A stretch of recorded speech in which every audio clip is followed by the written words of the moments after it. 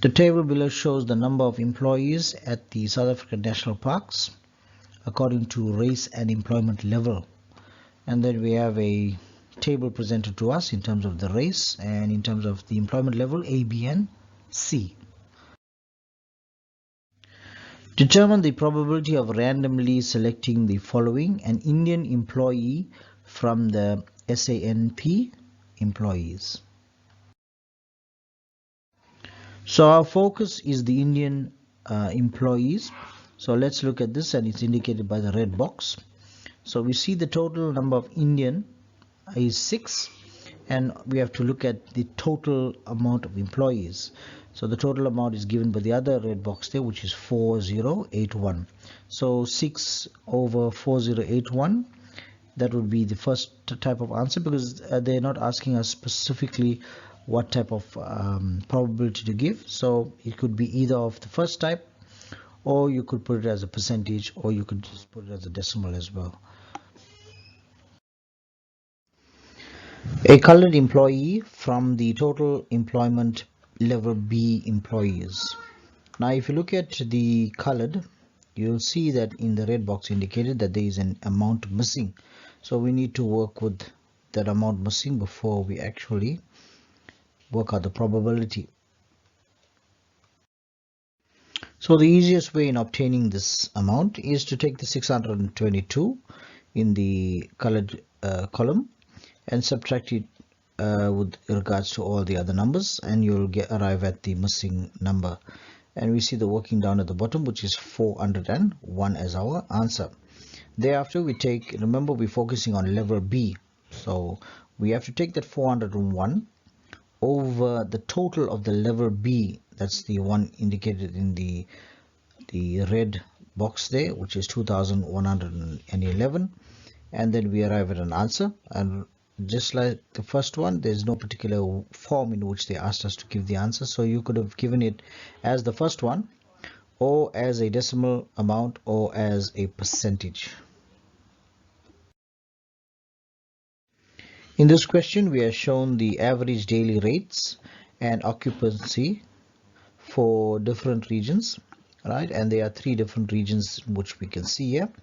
There's a key below the boxes or the graphs, and indicating to you which of these provinces they speak of according to the key. Bali is an international tourist destination that consists of different regions.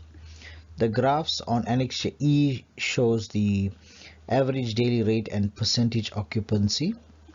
Percentage occupancy is the percentage of all rental units that are rented out at a given time. Calculate the difference between the average daily rates in Jimbaran and Kula during 2010. So the area we must look at is the red box, that's the 2010. And looking at Jimbaran, we see it's just above 250. So we would take 260 as our answer. And look at Kula. Kula is right at the bottom there. And you see it's almost by 100. So we take 80. And in the exams, sometimes your examiner would give you allowance for the amounts that you've taken, right, as long as your amounts are reasonable and within a certain range. So you get 260 minus 80, and we would get 180 USD. The average daily rate in Kula remained almost the same from 2011 to 2014. Explain your observations regarding the percentage occupancy in Kula during the same period. So I've indicated the blue box showing the average daily rates of Kula, and you can see that on the left hand side. And they asked to compare this with the percentage occupancy, and I've indicated that with the red box of Kula. So we need to compare in the same period what's happening there. So keeping the area in the red box, as I mentioned earlier, in mind, let's look at that. We notice that there is a decrease from the 2011 to the 2013 for the percentage occupancy, and it starts increasing in 2013 to 2014.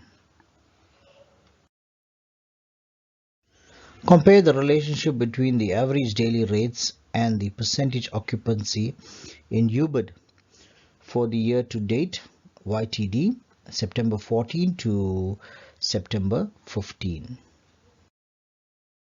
So we are asked to comment on the areas indicated by the red boxes. The one on the left will be the average daily rates. The one on the right is the percentage occupancy, but for this particular 2 years, which is 2014-2015, right? And also we need to compare for the place called UBID. So for the average daily rates, we can see that there is an increase for UBID, whereas with the percentage occupancy, it basically decreased. Explain why both graphs have a gap between 2014 and September 2014.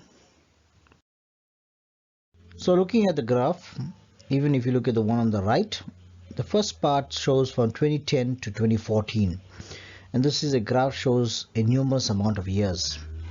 And then the one that's on its own, the YTD, this shows from September 2014 to September 2015. It is only 1 year in which they show information. So therefore these graphs cannot be combined, and therefore they have left a space between those two graphs.